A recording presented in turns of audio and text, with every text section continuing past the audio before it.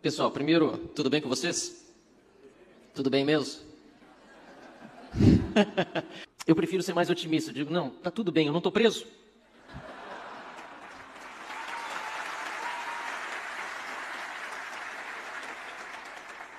E é muito bom estar aqui no Fórum da Liberdade de novo, e ainda mais compartilhando, Richard, esse painel com o Maltache também, a Mônica, o Marcelo, brilhantes exposições aqui. E principalmente é bom estar aqui, porque a gente circula, estou há 20 anos agora frequentando o Fórum da Liberdade, há bastante tempo, eu sei. É muito bom, Fernando, porque a gente está aqui, a gente conversa com o pessoal, a gente encontra aí o Dr. Jorge, está aqui na frente, está para conversar, né? E para não mencionar tantos, mas Renato Malcom, William Ling, encontrei os dois ontem à noite também, a gente está aí o Paulo Ebel, o Hélio Beltrão, estou vendo o Sonderman, quem mais? Rodrigo Marinho, Daniel Randon, logo aqui. Tantos ex-presidentes, o Michael Schallenberger, o Ricardo Gomes, vice-prefeito de Porto Alegre, Rodrigo Constantino. Ele não está aqui, gente. Ele não pode estar aqui. Alexandre de Moraes cassou o passaporte do Rodrigo Constantino, bloqueou todos os seus bens no Brasil e ele, jornalista, está hoje exilado nos Estados Unidos. E aí eu quero começar minha apresentação sobre a democracia tutelada que nós estamos vivendo hoje pelo Estado, e esse termo foi cunhado pelo meu colega parlamentar, Rogério Marinho, com quem falei há pouco, até para perguntar de onde você tirou esse democracia tutelada, você pesquisou em algum livro, alguma coisa, surgiu de alguma leitura, entrevista? Não, é porque o Lula veio com a tal da democracia relativa. Eu disse, ela não é apenas relativa, ela é tutelada também no Brasil. Mas eu falei com ele por telefone há pouco e ele pediu para deixar um abraço a todos, que ele saiu daqui muito motivado, tanto pela qualidade do evento, como pela faixa etária, com todo respeito aos outros mais antigos e frequentadores há mais tempo, dos participantes desse evento aqui. Ele saiu muito satisfeito e muito feliz. Isso me deixou também muito contente como membro da oposição no Congresso Nacional, ver alguém que está na oposição lá, lutando como a gente está lutando, saindo daqui motivado e não o contrário. Mas pode passar aí, só para passar bem rapidinho o que está acontecendo no resto do mundo. Imprensa é oposição, o resto é armazém de secos e molhados. Gosto muito dessa frase do Milor Fernandes, né? Porque ele demonstra que a oposição ao poder, não só ao governo, né? A imprensa está aí para fiscalizar, está aí para acompanhar com ceticismo. Mas o que a gente tem visto em vários países? Venezuela, mais de 20 jornalistas sofrem prisões arbitrárias, peritos da ONU alertam sobre ataques a jornalistas e sociedade civil. Nicarágua, o maior jornal da Nicarágua, retira todos os funcionários do país por perseguição do governo Ortega. E Ortega aumenta cerco a jornalistas lá no país. Lembram que durante a eleição a gente não podia falar isso? Graças a Deus agora a gente pode. Alexandre de Moraes, na época, proibiu que a Gazeta do Povo censurou o jornal porque a proibiu de dizer que Lula era amigo do Ortega. Veja só que absurdo, não podia, qual que é a palavra que não pode usar? Denegrir, na verdade, se falar difamar o candidato Lula, sua santidade. Mas está ali ele, ó, com seus amigos também, o ditador cubano, e lá o Human Rights Watch, não é novidade para ninguém, denuncia a perseguição de Cuba contra artistas e jornalistas. Quem diria, também na Rússia, né? O tribunal russo tornou ilegal o sindicato de jornalistas do país e os dados do Observatório da Democracia mostram piora da liberdade da imprensa. Mas e o Brasil? Como nós estamos com a nossa desordem atual e os retrocessos que estamos vivendo? É importante lembrar da linha do tempo. Nós começamos justamente com o ataque à imprensa. Essa situação da criação do inquérito das fake news, o inquérito em si é fake, foi chamado pelo ministro Marco Aurélio Mello inicialmente de inquérito do fim do mundo, porque nele supostamente caberia tudo. Hoje acho que ele mesmo concordaria, na verdade é do fim do mundo, porque a gente não sabe quando vai acabar. Começou com a censura da revista Cruzoé. Depois, em 2021, claro que houve muitas coisas no meio do caminho, seria expletivo falar demais aqui, a prisão do Daniel Silveira por crime de opinião. O Telegram, vocês lembram disso? Em março de 2022, foi derrubado no Brasil. Houve bloqueio de contas e redes sociais de empresários e bloqueio em redes sociais de parlamentares, ferindo de morte, sim, de morte, a imunidade parlamentar e o nosso direito como deputados federais que somos, aqueles que foram bloqueados ou censurados, de nos manifestarmos. E conseguimos derrotar a votação da urgência do PL da censura em 2023, não apreciando-a, mas pelo movimento popular evitando que fosse ao plenário, mas hoje, lamentavelmente, vemos que o próprio TSE está fazendo essa regulação, ou a fará, porque decidiu fazê-la por regulação, Hélio Beltrão. Olha só os tempos que nós vivemos. E lá naquela época começou a perseguição pelo STF, só para demonstrar alguns dos nomes e faces aqui, vamos citando-os um a um. O Guilherme Fiuza, redes sociais suspensas por ordem judicial, acusado de disseminar supostas fake news. Rodrigo Constantino, incluído no inquérito fake news, cara com quem eu convivi aqui, todos nós assistimos aqui no Fórum da Liberdade, veio quantas vezes aqui para Porto Alegre, hoje está inclusive sem passaporte com suas contas bloqueadas. Tiago Pavanato, a AGU, a Advocacia Geral da União, ou seja, um órgão do Executivo, agora está também se miscuindo na censura no Brasil. Alan dos Santos, incluído no inquérito das fake news, investigado por opiniões sobre a atuação do STF, teve a prisão preventiva decretada no Brasil, mas está nos Estados Unidos hoje, já teve 37 contas suspensas no Instagram. O caso do Alan é interessante porque os Estados Unidos negaram a extradição de Alan dos Santos por crime de opinião, porque pela lei americana e pela Constituição não existe tal crime de opinião e nenhum cidadão pode ser extraditado por tal motivo. Eu fico imaginando o pessoal aí que está no Ministério da Justiça, que era do Flávio Dino até pouco tempo, agora com o Ricardo Lewandowski e Ricardo Gomes, tendo uma conversa com a turma dos Estados Unidos e o povo americano tentando entender essa maluquice aí de querer extraditar alguém por ter criticado, seja de forma justa ou injusta, educada ou maledicente, o Supremo Tribunal Federal. Na verdade, é o contrário, como eu disse há pouco. O governo não deve monitorar o cidadão, é o cidadão que deve monitorar o governo e o governo deve satisfação ao cidadão. Sempre.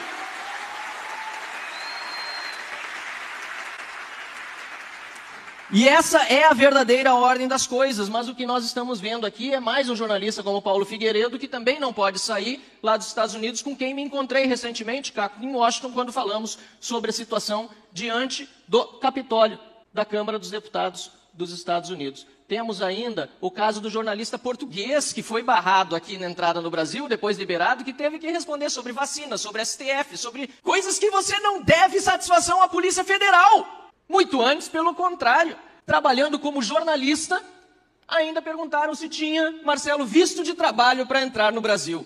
E por fim, nós temos as prisões de jornalistas presos aqui por Alexandre de Moraes, um deles por supostamente ter provocado o povo e outro sabe-se lá por quê, Oswaldo Estáquio e Jackson Rangel. Para finalizar essa parte da imprensa, nós temos a questão do Monark, que hoje também está vivendo fora do país, está nos Estados Unidos, e as redes sociais mesmo consideraram a decisão de Moraes como censura de conteúdo lícito, e o caso da Jovem Pan. Teve a cobertura eleitoral feita pela emissora restringida, foi proibida de falar sobre a situação judicial do Lula, teve multas pesadas para emissoras e jornalistas caso descumprissem a ordem, e a emissora acabou tendo que fazer autocensura e anunciou o que tinha de fazer para o seu corpo profissional, proibindo seus funcionários de chamar Lula. Vejam só que fake news de ex-presidiário, descondenado, ladrão, corrupto e chefe de organização criminosa. Passa o vídeo aí. A Jovem Pan lança um comunicado a seus jornalistas dizendo: caros, com base em decisão do TSE, proferida nesta segunda-feira, estamos orientados pelo jurídico a não utilizar as seguintes expressões nos programas da casa. Vale para todos, aliás, não só jornalistas, comentaristas, colunistas da Jovem Pan, este comunicado interno. Quais são as expressões vetadas pela Jovem Pan com base em decisão do TSE? Ex-presidiário, descondenado, ladrão, corrupto, chefe de organização criminosa. Pois eu aqui digo com base na Constituição que me garante a imunidade parlamentar. Lula é ex-presidiário, ministro Alexandre de Moraes e TSE. Lula é descondenado. Lula é ladrão. Lula é corrupto. Lula é chefe de organização criminosa.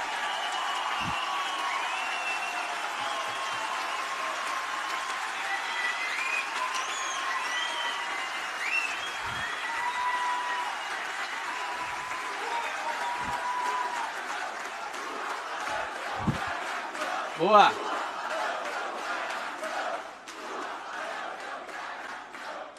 Que bom que vocês aplaudiram, minha advogada sugeriu não passar o vídeo. As grandes perguntas que nós precisamos fazer sobre essa situação que nós vivemos no Brasil, passado esse lindo momento de euforia, e referindo-nos a esse poder da mordaça, e quero mais uma vez fazer menção aqui ao Michael Schellenberg, não sei se ele está aqui, ele deve estar fazendo um talk show aí fora que ele está fazendo antes, mas ele merece, junto com Eli Vieira Júnior, está aqui? Vocês merecem, junto com o Davi Agap, a maior salva de palmas por estar fazendo o trabalho, fica de pé, é isso aí. Por estarem fazendo um trabalho sério de investigação jornalístico que tanto tem feito falta no Brasil em geral, mas vocês estão suprindo esta falta sobre os Twitter Files e o que está acontecendo no Brasil, que inclusive me atingiram. Eu não quero entrar muito no meu caso, nem tanto tempo tenho ainda para isso, mas é absurdo nós vemos, não apenas o governo solicitando informações suas, de vocês, de cada um daqueles que são monitorados porque usam uma determinada hashtag ou porque estão postando algum tipo de informação, solicitando informações dos DMs que vocês trocam entre outras pessoas, porque é sobre isso que a matéria trata, e pior, com empresas como Google e Meta dando essas informações sem ordem judicial para o governo. Isso merece uma grande vaia do povo brasileiro, porque não dá para tolerar que nós tenhamos, além de ditadores no país, ou de um tirano que acha que pode fazer tudo e lamentavelmente tem feito muito, ainda termos aqueles que estão colaborando com o regime quando deveriam justamente defender a liberdade de expressão, porque nasceram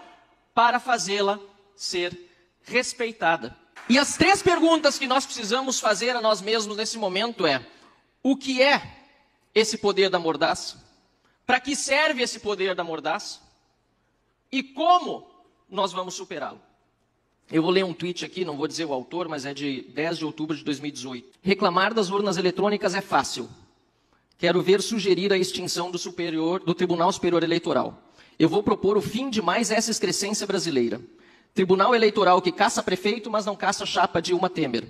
Que se reúne às escuras para apurar votos, que tem ministro que lê cartinha da ONU e usa para embasar a autorização para presidiário concorrer. Tribunal que planeja o processo eleitoral, organiza, executa, apura os votos e é a própria instância auditora, coisa de ditadura, não de país democrático. Tribunal cujos ministros são indicados por políticos. Repetindo, o problema maior não são as urnas, é a própria existência do TSE. Eu quero fazer uma pergunta, Ricardo. Dá para fazer esse tweet hoje de novo? O autor é Marcel Van Hatten. E eu quero dizer isso porque eu posso até nem concordar com o Marcel Van Hatten de 10 de outubro de 2018, eu posso ter uma opinião diferente, eu posso ter uma opinião igual, não importa. Em 2018, Marcelo, eu podia dizer isso no Brasil. Hoje, desculpa, mas se você aplaudiu, sinto muito.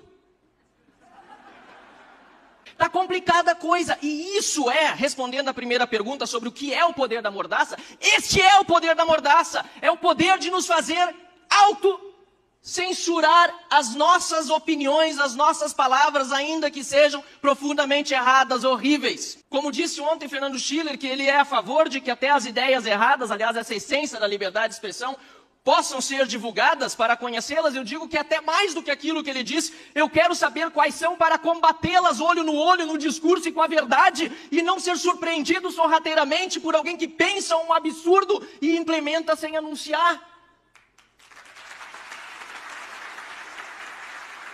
A segunda pergunta, para que serve o poder da mordaça? Ah, para que serve? É claro, é para que a verdade prevaleça e as mentiras não se espalhem. Quando ocorre a censura, Gustavo, a primeira vítima da censura nunca vai ser a mentira, vai ser a verdade. E a censura, ela serve para manter o status quo, para evitar que novas ideias que desafiem o poder possam surgir e se sagrar vitoriosas. Digo mais, não fossem as redes sociais, eu não estaria aqui hoje.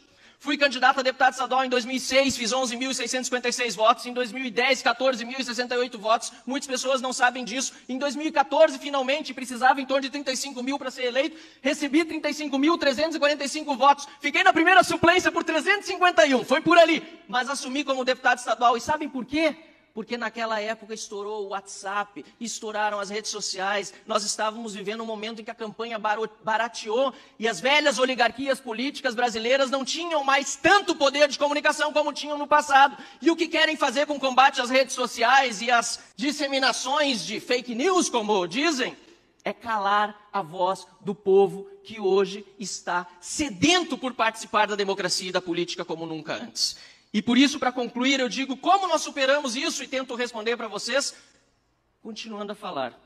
Se preciso gritar, mas jamais parar. Muitos me perguntam no momento em que temos dificuldade na Câmara, apresentamos a CPI do abuso de autoridade, apresentamos um projeto de lei para que o TSE pare com essas iniciativas legislativas, temos tratado de levar pessoas às ruas em manifestação, o que é fundamental. Mas quem critica um parlamentar por supostamente apenas estar falando, não entende talvez que o parlamentar tem como principal função falar, expor, se insurgir, se indignar, porque no momento em que pararmos de falar, fomos derrotados. E esse momento para mim só virá o dia que eu estiver, como se diz em inglês, 6 pés abaixo da terra. Porque eu continuarei falando até o fim e tenho certeza que todos vocês vão continuar e falar cada vez mais sobre essa situação, para que não só o Brasil, mas o mundo saiba que nós vivemos sim hoje numa ditadura, mas nós queremos democracia, Estado de Direito e, sobretudo, liberdade. Muito obrigado.